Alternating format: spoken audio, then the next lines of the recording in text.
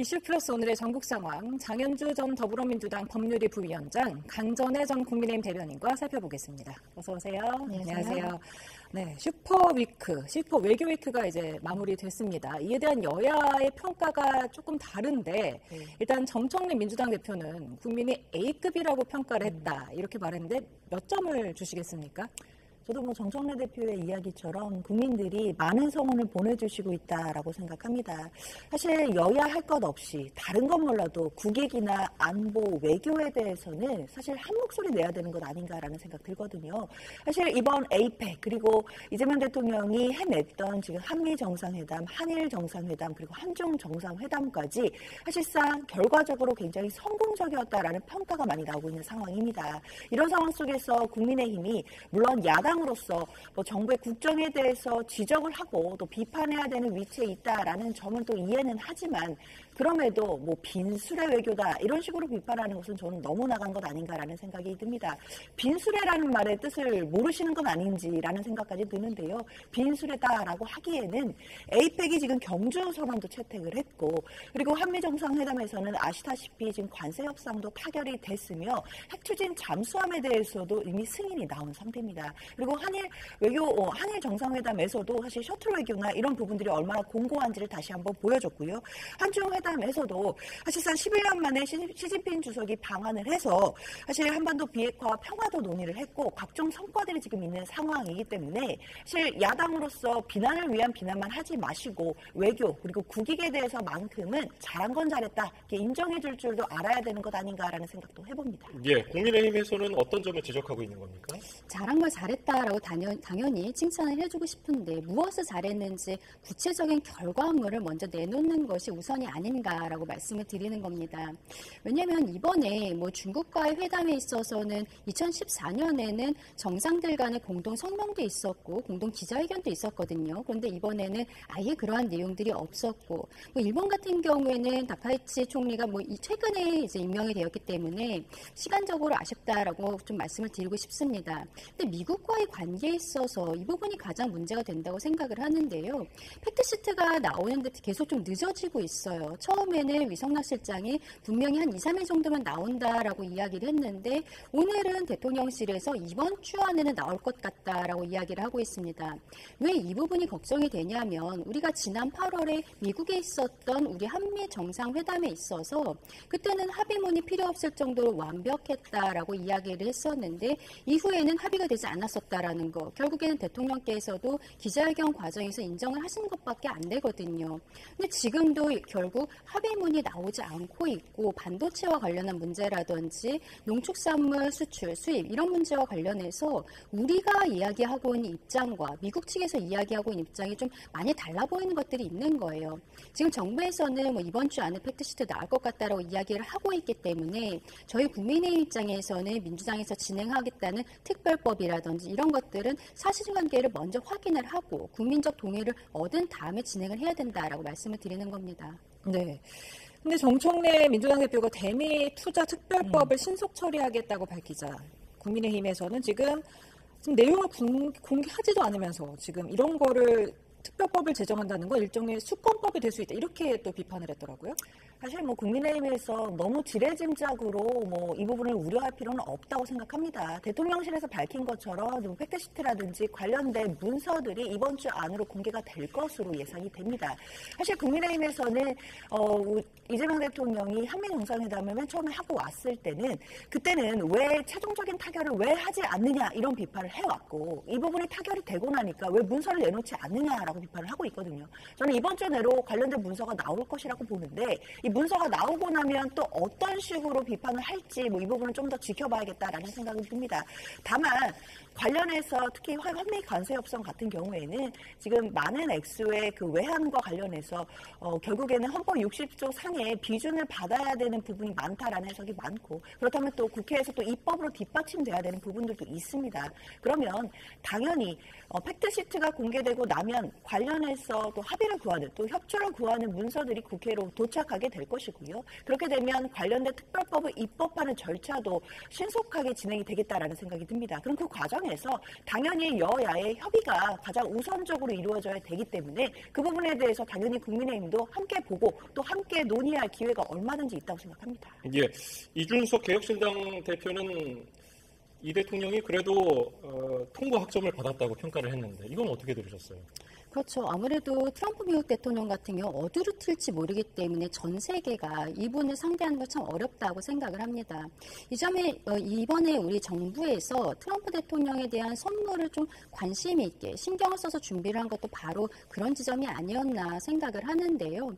어쨌든 그 금관이라는 것이 미국 내에서도 노킹스에 대한 문제들 이런 것들로 인해서 약간 반감이 있었다라는 언론의 보도들도 있습니다만 어쨌든 대통령께서는 과거에도 트럼프 미국 대통령의 가랑이 밑이라도 기어가겠다 이런 말씀을 하셨었어요. 그게 본인이 직접 그러고 싶다는 생각은 아니겠습니다만 우리가 지금 대한민국의 위치라는 것은 미국과의 관계에 있어서 아무래도 을의 위치가 있을 수밖에 없는 거거든요. 그렇다면 우리 정부 입장에서는 미국 특히 트럼프 대통령의 어떠한 심기라든지 기분을 위해서는 나름대로 최선을 다한 것이 아닌가라는 생각이 듭니다. 그리고 이번 에이펙 과정에 있어서 저희가 합의문이라든지 이런 것들이 나오지 않아서 여기에 대해서 문제 제기를 하고 있는 것이지 K컬처에 대한 홍보라든지 그리고 어쨌든 기간이 그렇게 길지는 않았는데 행사를 진행하는 데 있어서는 나름대로 매끄럽게 진행이 되었던 부분에 있어서는 어느 정도의 칭찬의 목소리들이 나오고 있는 것이거든요. 민주당에서 국민의힘 모든 것을 깎아내리려고만 하고 있다고 말씀하시는 것도 오해라고 한번 덧붙이고 싶습니다. 네. 에이펙 있었던 지난 한 주간에 조사했던 이재명 대통령 국정 지지도를 한번 보겠습니다. 오늘 발표된 리얼미터 조사 보시겠습니다. 네, 이재명 대통령 국정 지지율이 53%로 직전 조사 대비 1.8%포인트 상승했고요. 부정평가는 43.3%로 직전보다 1.6%포인트 하락을 했습니다. 에이펙 정상회의에 긍정적인 효과가 있었던 걸까요? 그렇게 봐야 될 것 같습니다. 아무래도 지난주에는 가장 화제가 되었던 것이 당연히 에이펙 그리고 이재명 대통령으로서는 지금 슈퍼 위크다, 외교 슈퍼 위크다 할 정도로 많은 사실 외교 정상회담을 거쳐왔기 때문에 그런 부분에 대한 성과들이 여론조사에도 반영되고 있는 것 아니겠나라는 생각이 듭니다. 국민들께서 사실 모든 과정을 다 지켜보고 계시고 관련돼서 또 어느 정도 성과를 보내주시는 것 아닌가라는 생각이 들기 때문에 아마 대통령실로서도 뭐 이런 지지율에 대해서는 어느 정도 의미 있게 볼 거라고 생각이 들고요. 물론 에이펙 과정에서 그리고 한미 정상회담 과정에서 모든 것이 다 완벽했다 이렇게 볼 수는 없을 겁니다. 외교라는 것이 상대가 있는 협상이기 때문에 어떻게 100대 0이 될 수 있겠습니까? 그렇지만 어려운 상대를 만나서 협상을 하는 과정 속에서 이재명 대통령이 특히 트럼프 대통령의 어떤 협상 스타일이라든지 그리고 그 캐릭터라든지 이런 부분들을 잘 분석을 해서 전략적으로 잘 대응했다라는 평가들이 지금 많다라고 봐야 될 것 같고요. 그런 부분들, 특히 정말 국익을 중심으로 놓고 실용 외교를 하겠다라는 부분들을 계속 대선 과정에서도 공약으로 이야기를 했는데 이런 부분들을 몸소 실천하는 모습들을 국민들께 보여드렸기 때문에 이런 부분들이 어느 정도 국민들께 평가받고 있다 생각합니다. 예, 정당 지지도는 민주당이 직전주 대비해서 1.3%포인트 올랐고요. 국민의힘도 0.6%포인트 올랐습니다. 양당 모두 소폭 올랐습니다만은 격차는 기존의 6.8%포인트에서 7.5%포인트로 벌어졌습니다. 무정쟁 주간이 어떤 영향을 준 걸까요? 근데 무정쟁 주간을 하자라고 정청래 대표가 이야기를 하기 전에 사실상 저희 국민의힘 장도연 대표가 먼저 이야기를 했었거든요. 근데 그 이야기를 한 날에 김용민 의원이 재판중지법에 대해서 이야기를 했었고 그리고 또 지난주 같은 경우에는 국감에 있어서 최민희 의원에 대한 문제라든지 그리고 마지막에 금요일에는 역시 대장동 사건 이런 것들이 있어서 정쟁을 멈추기는 실질적으로 쉽지는 않은 기간이었다라고 생각을 합니다. 그럼에도 불구하고 대통령의 지지율 그리고 민주당의 지지율이 소폭 상승을 하게 된 것은 에이펙에 대해서 앞서 말씀드린 것처럼 명확한 합의문까지 나오지는 않았습니다만 지금 정부에서는 나름대로 선방을 했다라고 국민들께 말씀을 드리고 있고 특히 이번에 그 엔비디아로부터 우리가 GPU를 26만 장 우선 공급받는다는 것은 거의 확정이 된 거잖아요. 이 부분에 있어서 들어서 우리가 AI 강국으로 가겠다라는 이재명 대통령의 대선 공약 이런 것과도 맞물려서 나름대로 대통령과 민주당에게는 호재가 있었던 것이 아닌가 싶습니다. 그럼에도 불구하고 대통령의 지지율이 그동안 한 3주 정도 하락세를 이어가다가 이번에 약간 상승을 한 거거든요. 근데 이거는 어떻게 보면 50%대 초반에 박스권에 갇힌 것이 아닌가라는 생각도 드는 부분들이 있어요. 그리고 이제 에이펙을 나름대로 마무리를 했습니다만 대장동 사건이라든지 앞으로의 전국에 있어서도 대통령이 그렇게 유리해 보일 만한 이슈는 보이지 않는 상황이어서 이러한 일주 상승한 것을 어떻게 이어나갈 것인지 좀 지켜봐야 될 것이라고 생각합니다. 제가 말씀을 조금만 보태자면 사실 이번 에이펙 그리고 이제 한미 정상회담에서 가장 큰 성과는 물론 이제 문서화되는 내용 이런 부분들은 일단 이번 주에 또 나올 것이라고 보이는데 경제적인 불확실성이 제거된 부분이 저는 가장 큰 성과라고 보입니다. 사실 그동안은 한미 감세 협상이 어떻게 타결될지 이 부분에 대해서 불확실성이 남아있다라는 전문가들의 우려들이 있었는데 이런 부분들은 거의 제거가 됐다 봐야 될 것 같고요. 그래서 오늘 코스피가 4,200선까지도 돌파하는 또 이런 모습들을 보여줘서 사상 최고가를 경신하고 있다라는 것은 결국 사실 주식시장에는 여야가 없습니다. 거기에는 뭐 정치 논쟁도 없고요. 정말 경제 논리만 있는 것인데 그만큼 우리 한국 경제에 청신호가 켜졌다라는 것을 보여주는 것이고 거기에는 이재명 대통령의 지난주 슈퍼위크, 외교 슈퍼위크와 성과 이런 부분들도 반영된 영향이 있다라고 봐야 되겠습니다. 네. 이 무정쟁 주간이 끝나자마자 여야가 격하게 격돌했습니다. 재판중지법 때문인데요. 여당에서는 국정안전법이라고 하면서 추진을 하겠다고 했다가 오늘 대통령실이 제동을 걸면서 하루 만에 입법 추진을 않기로 했습니다. 관련 목소리 듣고 오겠습니다. 이제부터 민주당은 재판중지법을 국정안정법, 국정보호법, 헌법 84조 수호법으로 호칭할 것입니다. 더불어민주당은 정청래 대표 등 당 지도부의 간담회를 통하여 국정안정법의 추진하지 않기로 의견을 모았다라는 말씀을 드립니다. 관세 협상과 에이펙의 성과 그리고 대국민 보고대회 등에 집중할 때라는 데 의견을 모았습니다. 당 지도부의 간담회를 통해 결정을 하고 대통령실과도 조율을 거친 사항입니다. 헌법상 당연히 중단되는 것이니 입법이 필요하지 않고 그래서 당의 사법개혁안 처리 대상에서 재판중지법을 제외해달라고 요청하였습니다. 민주당이 추진하지 않겠다는 말을 저는 오늘은 추진하지 않겠다는 말로 받아들이겠습니다. 대통령이든 정청래 대표든 누구든 책임 있는 사람이 이재명 대통령 재임 기간 중에 재판중지법을 추진하지 않겠다고 명확한 입장을 밝히십시오. 네. 어제 박수현 대변인이 이제부터는 지도부 차원의 현실적인 문제가 된 형국이다라면서 추진 의사를 밝혔다가 오늘은 또 갑자기 추진하겠다는 의지를 강하게 한 적은 없다. 이렇게 말을 좀 바꾸는 모양새였는데 어떻게 보셨어요? 사실 헌법 84조에는 대통령이 불소추 특권이 있고 내란 외환해제가 아닐 때는 소추되지 않는다고 명시가 되어 있습니다. 사실 소추라는 것이 형사 기소이기 때문에 기소가 되면 당연히 재판 진행이 따라오는 개념입니다. 따라서 소추가 되지 않는 특권이 있다라는 것은 재판도 중단된다라고 해석하는 것이 저는 일반적이라고 보고 이런 부분들도 사실 각급 법원에서 마찬가지로 해석을 마쳤기 때문에 이재명 대통령에 대해서 재판을 중단하는 결단을 법원이 내렸다라고 생각을 하거든요. 그래서 대통령실도 민주당도 헌법상 당연히 사실 중단되는 것이기 때문에 입법이 필요하지 않다라는 부분에 있어서는 공감대가 있습니다. 다만 어제 박수현 수석 대변인이 이야기했던 부분은 사실 민주당이 국정안전법에 대해서 그러니까 일명 재판중단법에 대해서 적극적으로 추진하려고 했거나 그런 부분들은 없었지만 사실상 야당이 국감기간에 이런 부분들을 재판을 재개해야 된다라고 정치 공세를 하고 앞으로도 이 공세가 거세질 것이라고 예상이 되기 때문에 여당으로서 사실 가만히 있을 수는 없고 맞는 대응을 해야겠다라는 차원에서 나온 이야기였거든요.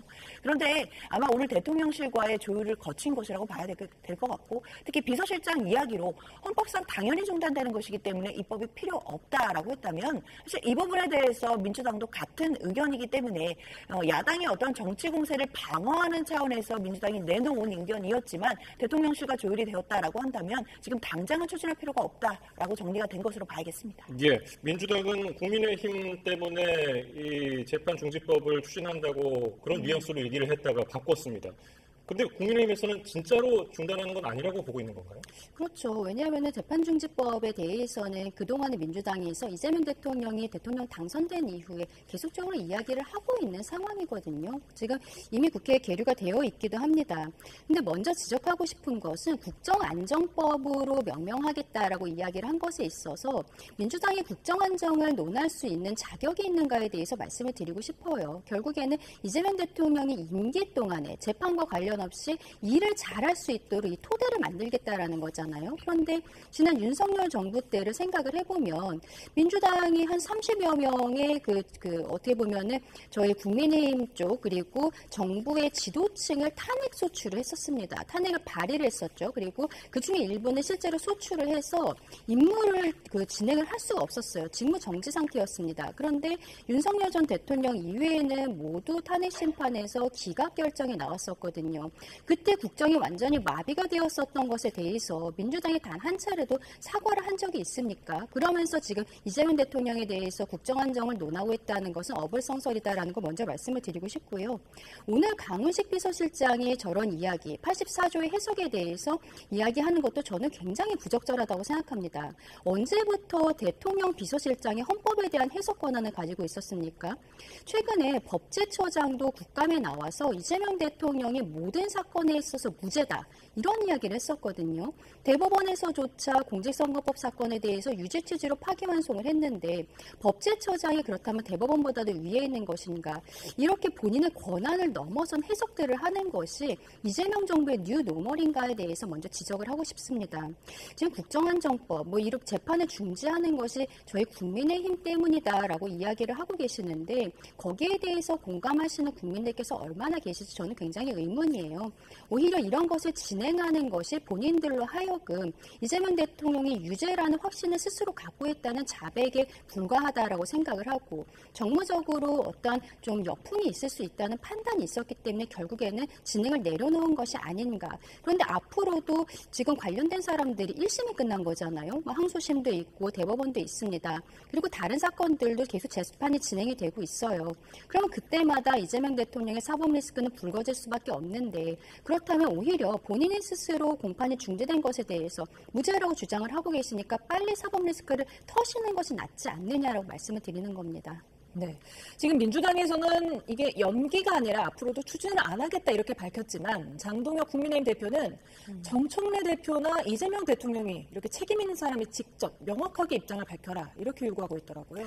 그래서 저는 강훈식 비서실장이 저렇게까지 얘기를 했는데도 믿지 못하겠다라고 한다면 사실 여야 간에 어디서부터 신뢰를 찾고 어디서부터 협치를 해나가야 될지 좀 아득한 생각마저 듭니다. 사실 야당으로서 국정에 대해서 비판할 수 있고 정쟁은 할 수 있다라고 생각은 들지만 적어도 어느 정도 인정할 부분은 인정하고 또 상대가 하는 얘기에 대해서 받아들일 건 받아들일 그럴 자세도 되어 있어야 된다고 생각하거든요. 그러지 않고 지금 여당이 하는 것 또는 정부가 하는 것에 대해서 그냥 비난을 위한 비난만 하다 보면 마치 양치기 소년처럼 그냥 국민의힘이 하는 말은 이제 을에 아무 근거 없이 일단 비난을 위한 비난이 아니겠느냐 저는 국민들이 그렇게 보실 때도 있을 거라고 생각이 듭니다. 그렇기 때문에 사실 대통령 비서실장이 이야기를 했고 여당에서도 지금 추진하겠다라는 부분들을 철회를 했다라고 하면 이쯤에서 정쟁은 마무리하는 것이 저는 맞다라고 생각이 들고요. 계속해서 국민의힘이 이재명 대통령의 재판 재개 이런 부분을 가지고 계속 정치 공세를 하려고 했는데 이 부분을 여당에서 보류를 하게 되니까 계속해서 또 정치 공세를 할 여지가 없는지를 찾는 것 아닌가 저는 이런 안타까움마저 듭니다. 그렇기 때문에 강훈식 실장이 헌법에 대해서 해석을 했다라고 보기도 좀 어려운 부분들이 84조에 의해서 재판을 중지시킨 건 지금 각급 법원들의 결단입니다.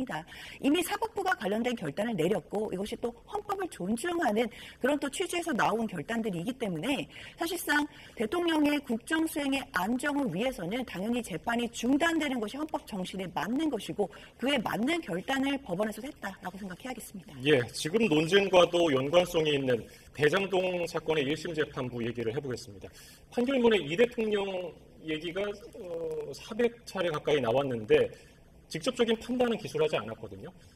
그리고 또 성남시 수뇌부가 주요 결정을 했다고 했는데 그게 성남시장을 포함하는 거냐 마는 거냐 그것도 해석이 갈리고요. 어떻게 보십니까? 그렇죠. 이번에 5명이 중형을 선고받고 모두 법정 구속이 됐습니다. 그런데 이번 사건의 피고인에는 이재명과 정진상은 포함되어 있지 않아요. 이 2명 같은 경우에는 다른 재판으로 진행을 받고 있는 것입니다. 그래서 이 2명은 지금 사건의 피고인이 아니기 때문에 연관성에 대해서 구체적으로 논하지 않게 되는 것이죠. 그런데 말씀하신 것처럼 성남시 수뇌부라는 단어가 나오고 성남시장이라는 단어가 나옵니다. 근데 이 2개의 단어가 나오고 있으니까 민주당 입장에서는 수뇌부 안에 시장이 포함되지 않기 때문에 굳이 이렇게 단어를 나눠서 쓴 것이다라고 주장을 하고 있는 것으로 보여요. 근데 우리가 일반적으로 어떠한 표현을 할 때 수뇌부라고 하면은 시장을 포함한 것이라고 생각을 하고 그리고 시장만이 관련이 되어 있을 때는 성남시장이라고 표현하는 것이 아닌가라고 생각을 합니다. 그리고 이 사건에 있어서 결국에는 이재명 대통령이 본인이 그동안에 정치적으로 이 사건은 처음에 치적이라고 했었거든요. 단군 이래 가장 잘한 사업이다라고 이야기를 했을 때 본인이 기획하고 설계했다라는 것을 굉장히 자랑스럽게 이야기를 했었는데 지금 이 사건은 그동안에 뭐 증인으로 나오라고 해도 나오지 않고 있고 본인이 피고인으로 된 사건은 재판이 중지가 되어 있는 상황입니다. 결국 이재명 대통령에 대한 판결이 따로 나와봐야 알겠습니다만 이번에 결국 관련자들이 다 유죄 판결을 받았다는 것 그리고 유동규 같은 경우에는 중간관리자로서 이런 판결을 받았다라는 것에 있어서는 어쨌든 저희 그 국민의 입장에서 그리고 국민들께서 보시기에는 결국에는 이 수뇌부라는 것이 성남시장을 포함한 이재명 당시 성남시장까지 모두 보고가 갔다. 이게 모두 알고 있었다라고 봐야 되는 것이 아니냐라고 생각을 하는 것이죠. 네. 지금 법원이 대장동 5인방에게 중형을 선고하면서 성남시 수뇌부의 주요 결정이었다고 밝혔는데 성남시 수뇌부 누구라고 보십니까? 사실 이 성남시 수뇌부에 성남시장이 들어있다라고 주장하는 것이 국민의힘의 입장이죠. 사실 그러나 이번 1심 판결은 아시다시피 민간업자들을 대상으로 한 판결이기 때문에 이재명 대통령의 사건은 이와 별도의 재판이 진행 중이었다가 지금 중단된 상황입니다. 그렇기 때문에 당연히 이 재판 결과에서 뭐 이재명 대통령에 대해서 뭐 직접적으로 연결할 만한 내용이 있다라고 보기는 당연히 어렵다고 봐야겠고요.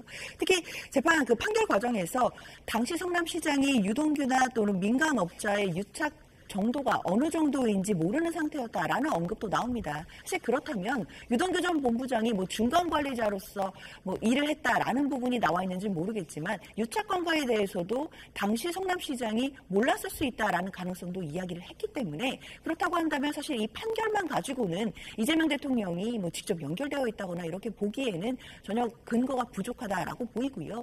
이 사건을 가지고 또는 이 민간업자들이 유죄를 받은 것을 가지고 이재명 대통령과 어떻게 연결해서 재판을 재개해라라고 정치 공세를 하고자 하는 것이 국민의힘의 어찌 보면 정치적인 프레임이기 때문에 사실 이런 부분에 대해서 뭐 여당이 뭐 말려들거나 또는 이 프레임에 대해서 작동하도록 둘 필요는 없다라고 생각합니다. 예. 그런데 이제 이재명 대통령 같은 경우는 과거부터 SNS를 통해서 국민들과 소통을 많이 하셨는데 성남시장이었던 시절에 성남시는 보도블록 하나 까는데도 시장이 모두 관여한다라는 이야기를 하셨었거든요. 그러한 과정에 있어서 본인이 대장동 사건에 있어서 주도적으로 설계했다는 이야기를 국민들 앞에 자랑스럽게 말씀을 하셨던 겁니다.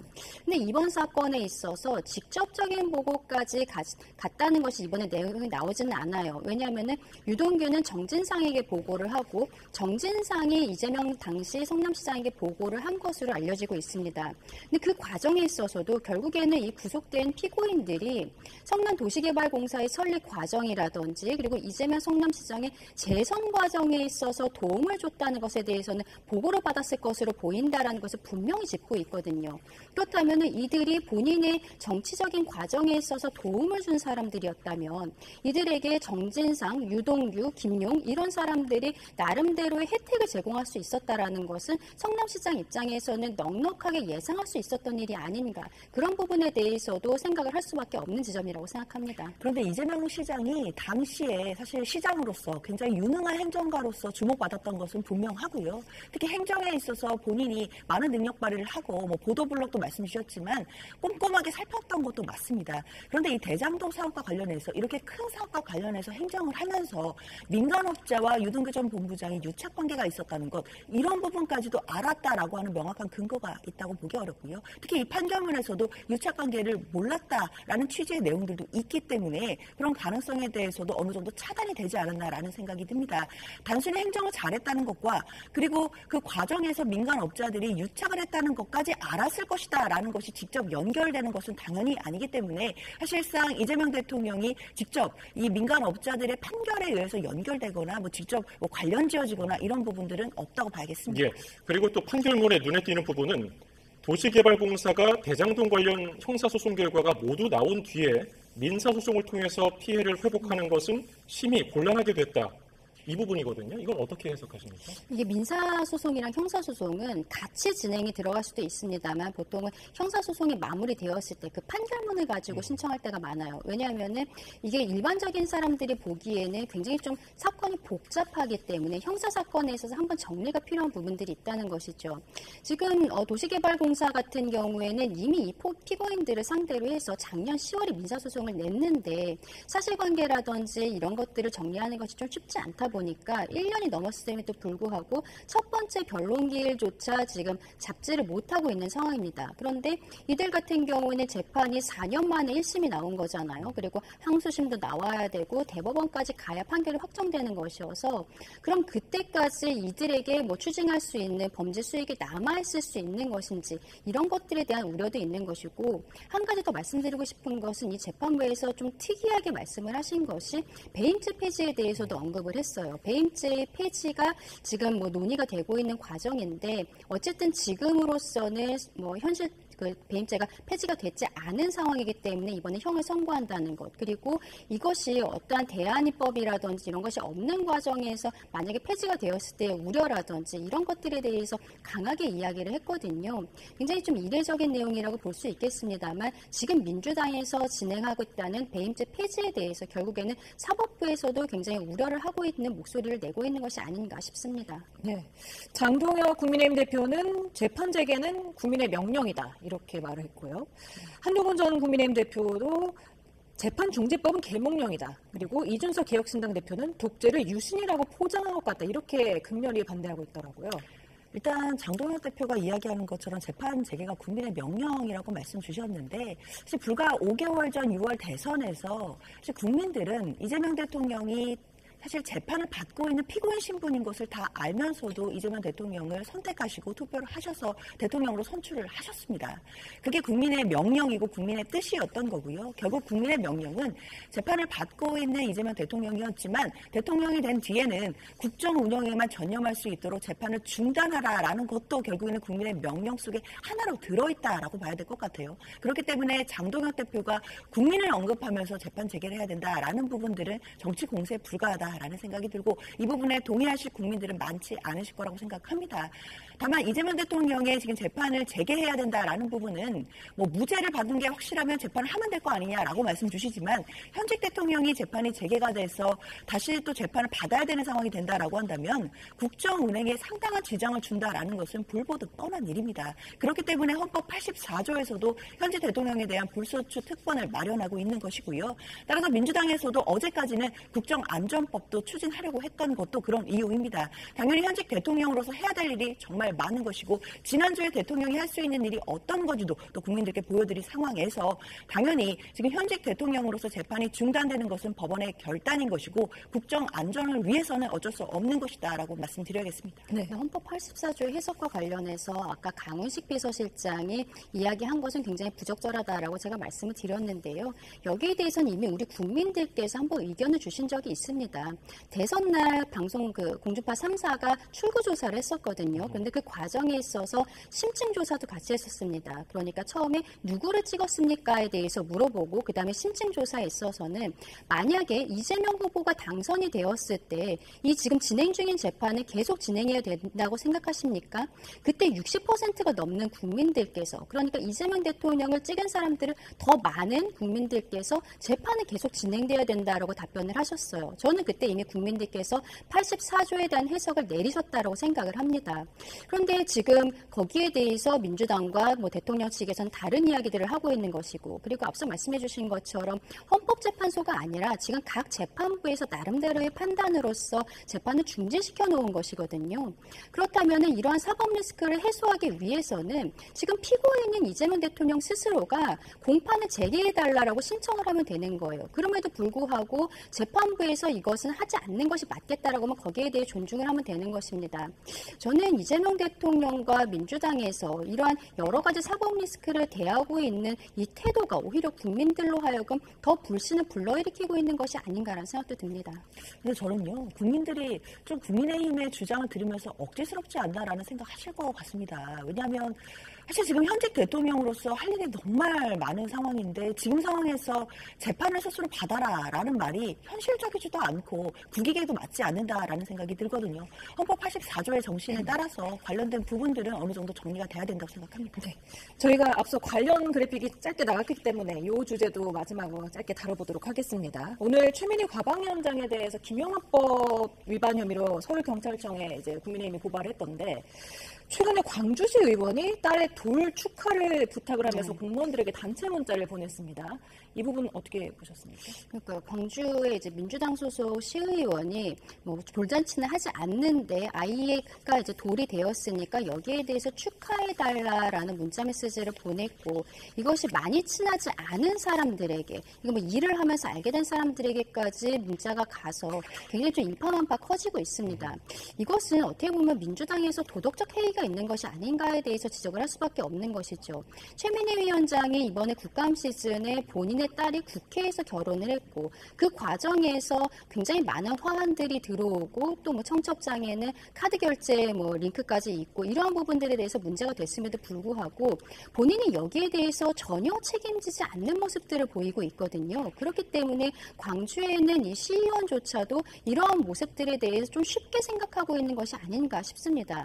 결국에는 이것은 최민희 의원이 스스로 자리에서 물러날 생각이 없는 것으로 보이기 때문에 민주당 지도부에서 최민희 의원의 형사소송과는 별개로, 수사받는 것과는 별개로 정치적인 책임을 지우는 모습을 보여야 하는 것이 아닌가 싶습니다. 예, 오늘 말씀은 여기까지 듣죠. 장현주 전 민주당 법률위 부위원장, 강전의 전 국민의힘 대변인이었습니다. 감사합니다. 감사합니다.